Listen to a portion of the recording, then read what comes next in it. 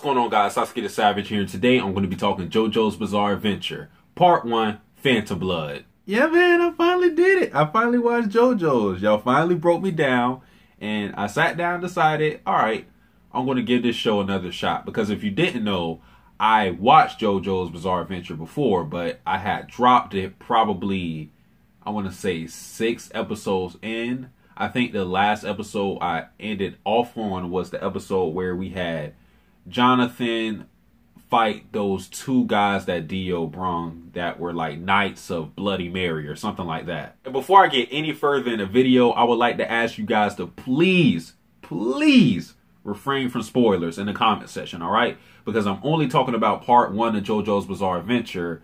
So this is only talking about episodes 1 through 9. So anything further than that is spoiler territory for me. So you guys, if you can't keep your spoilers to yourself, get the fuck off the video.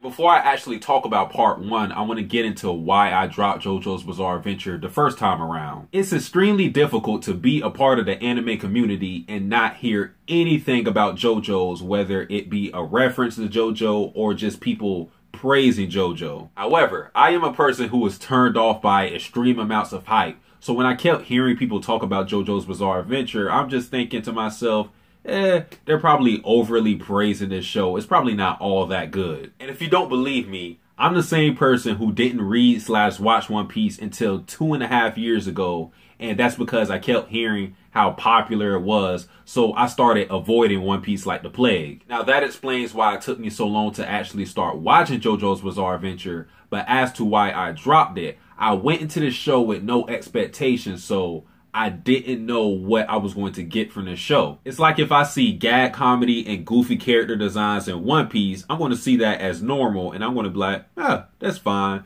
But if I see the same thing in a series like Death Note, I'm going to be like, what the fuck is this? Because it's going to look so jarring. So when I watched the first episode the first time around, I expected the tone of the show to be very dark and serious, but I know that now to not be true. So when I started seeing the cliches and things like Speedwagon's commentary on the obvious, I thought to myself, this show seems basic. What's unique about it? What makes everybody gravitate towards it? So I dropped the show, came back almost a year later, watched 9 episodes of JoJo's Bizarre Adventure 2012, which is Part 1, and I gotta say, I was wrong. I was wrong.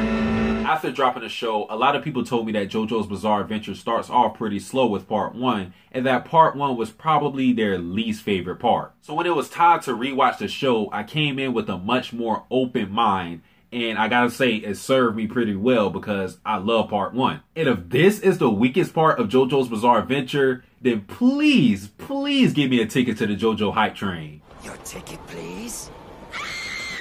Now let's talk about Jonathan Joestar and Dio Brando. Dio. The first time I saw this dude, I'm thinking to myself, he is such an over-the-top villain. Like, I don't like this dude. Second time around, of course, I love Dio. This dude, when we first see him, is planning out how he's going to ruin JoJo's life and take the Joestar wealth for himself. This dude came out of the gates as a golden bastard, just a beautiful asshole. He came out, fought JoJo the first time he seen him, on sight, literally. He killed JoJo's dog. He kissed Erina just for the fuck of it, just so Erina could not say that JoJo was her first kiss. Like, you can't get more dickish than that. Then we get to JoJo. He was a character I had to warm up to even a second time watching this show because I wasn't digging the whole naive, heroic protagonist thing that he had going on. But then you get to the end of Part 1 and you can see that these characters have grown so much, especially Dio. We have a character like Dio who was at the pinnacle of power and pretty much nobody could fuck with him except for JoJo. So because of that, he saw everybody as beneath him. Then we get to episode 9. The last episode of Part 1, even before that, when JoJo and Dio had that final clash, Dio started to respect JoJo more and more because he started to realize that JoJo brought out the best in him. If it wasn't for JoJo, then Dio wouldn't be where he was at that moment. Dio revered Jojo so much that he wanted to take his body because he felt like they were so intertwined that this was going to be the ultimate show of respect. He even told his zombie minions to make Jojo's death painless. Then we get to Jojo, who pretty much had the same character personality-wise, but there came a point in the story where he finally got the resolve to kill Dio, and he gave into the hatred and the rage that he was feeling at the time and realized Dio has to get got. Now, he didn't want to do it because he still seen Dio as a brother, but not only for the well-being of his family, but for the well-being of the world, Dio has to go. What I like about JoJo's Bizarre Adventure is the fact that certain aspects of Dio and Jonathan's personalities remained unwavering, okay? We knew that Dio was going to stay an evil motherfucker throughout the entire series. He was not going to be redeemed. And I like the fact that this isn't a Naruto and Sasuke relationship where you'll have the main guy eventually turn over a new leaf. No, Dio was going to stay bad no matter what happened. And we knew that Jonathan was going to remain a gentleman no matter what happened. In that last moment where we see Jonathan holding Dio's head in his arms as he dies, that was an iconic moment. Now, talking a little bit about Speedwagon, in my opinion, he's a character that you either really love or you really hate because he gives obvious commentary, but I kind of like what he adds to JoJo's Bizarre Adventure. Speedwagon is like unintentional comic relief in a show, and I absolutely love it. He is also one of the greatest hype men I have ever seen because he just gushes over JoJo. He's like,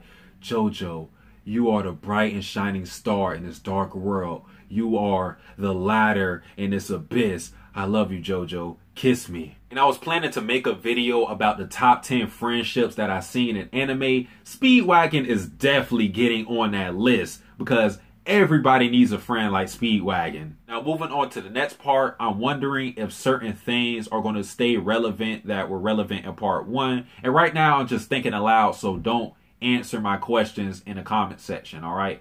Like, I wonder if Hamon is going to still be like the main technique because I know about stands, all right? Like, how the fuck would you not know about stands if you're watching JoJo? I wonder if Erina is going to play a bigger role in part 2.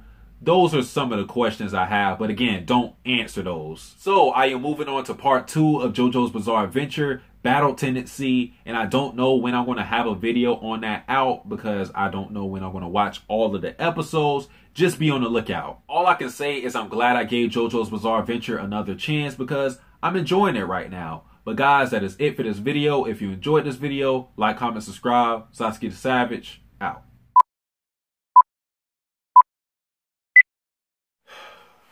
Yada does it. Useless, uselessly. Useless, uselessly. Try saying useless 3 times in a row. It's kind of hard. It's useless, useless, useless, useless, useless, useless! Useless, useless, useless. Fuck it, man. I got bank though. $1 for somebody who can do it. I rap for the game. I put that on my name. So, you finally come.